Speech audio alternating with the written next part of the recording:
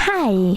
In front of me is Xiaomi Mi A2 Lite, and today I would like to show you how you can connect it through Bluetooth. Firstly, go into Settings and tap on Connected Devices. Then you need to select Pair New Device and wait for available ones to show up.